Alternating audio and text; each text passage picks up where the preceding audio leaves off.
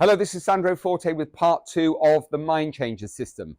Hopefully you have now written down 20 to 30 goals, those objectives, those New Year's resolutions, all the things that you normally start a year off with, and you write them on this piece of paper, and then you get to the end of the year and the little voice tells you, don't worry, there's a load of reasons why you didn't achieve the goals, and there's always next year. And you keep kicking that metaphorical can down the road. What we're going to do now is we are going to apply exactly the same principles that we applied when we learned to walk, talk, swim, ride a bicycle, drive a motor car, all the things that we do subconsciously, many times a day without thinking. We are going to move success from your conscious mind to your subconscious mind. And that is going to make a transformational difference to your life and to your business. So having gathered together those 20 to 30 goals, and by the way, not more than 30 and not less than 20 for reasons you can read about in my book, but we will examine that in more detail in videos to come. But we want to take this seriously. So 20 to 30 goals. And once we've got those 20 to 30 goals, they are going to go on a postcard or a piece of paper. But there are 2 rules I would like you to apply when writing those statements, those affirmations, those objectives. Rule number 1 is you must write the goal as if it has already happened. In other words, it's in the past. Now, logically, what I've just said makes no sense at all, but let me share a very important scientific fact.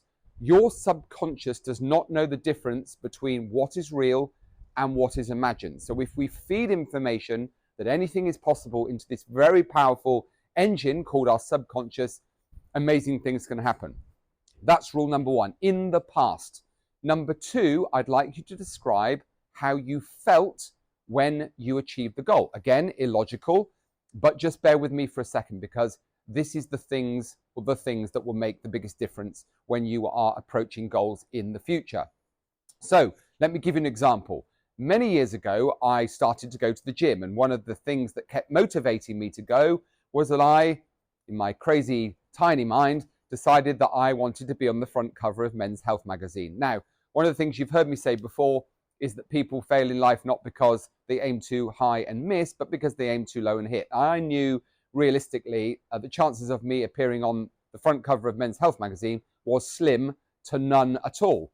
But that's not the point here. The point is that what I did is I set about setting a goal written in the past as if it had already happened and describing how I felt. So what I wrote on one of my cards was, appearing on the front cover of Men's Health magazine was testament to my dietary and training disciplines. I'm looking and feeling amazing.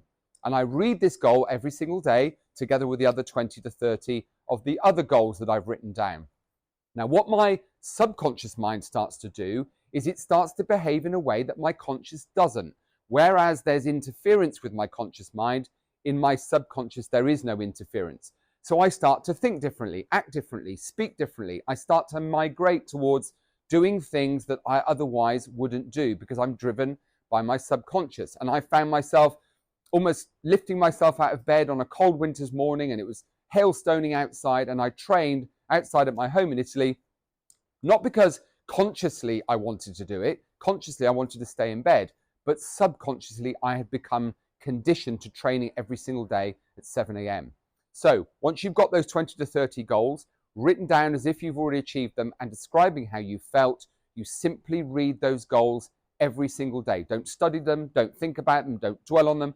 Read them like paragraphs in a book. Put them down, don't think about them again until the following day. Repeat this process every day for at least 30 days, and ideally in perpetuity. And as you achieve those goals, you simply cast them aside, ideally put them in a box to reflect on in the future, and replace that goal with another goal. Now, these goals, short-term, medium-term, long-term, a goal is something you might be doing at the weekend. It might be something you aspire to do at some point in the future. So mix them up, short, medium, long-term, big goals, small goals, unrealistic goals. Make them exciting, make them compelling, but most of all, repeat that process every single day, and you will notice very quickly, subconsciously, that you are moving towards better outcomes quickly and more effectively.